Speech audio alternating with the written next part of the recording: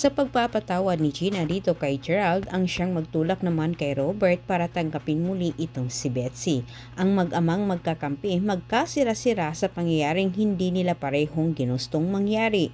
Parang gusto nang isuko ni Gina itong si Robert kay Betsy dahil sa naging resulta ng DNA test. Tinanggap na ni Gina sa kanyang sarili na siya'y talo kahit saan mang banda. Kung kaya't agad siyang nagpasya na kailangan niyang lumayo.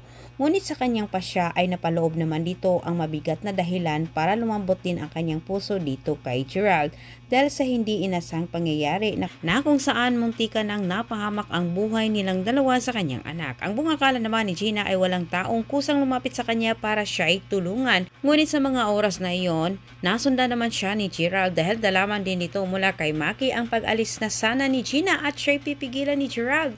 Sinisisi naman ni Gina ang kanyang sarili sa nangyari kay Mindy. Si Gerald naman ang napuruhan sa pagligtas nito sa kanyang mag-ina. Sa nangyari kay Gerald, dito na nakaramdam ng takot at awa itong si Gina para sa kanyang asawa. Nagkamalay na itong si Gerald pero sinamantala din niya ang pagkakataong iyon para gamitin at hingiin ang kapatawaran kay Gina at pagkakataon.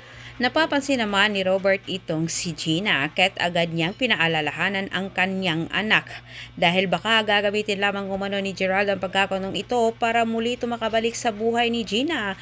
Ngunit diretsang sinagot naman ni Gina ang kanyang ama na tilang nagbabatya ito na kailangan niyang bigyan ng pangalawang pagkakataon itong si Gerald dahil utang umano niya kay Gerald ang kanilang buhay ni Mindy at higit sa lahat asawa pa rin umano niya itong si Gerald.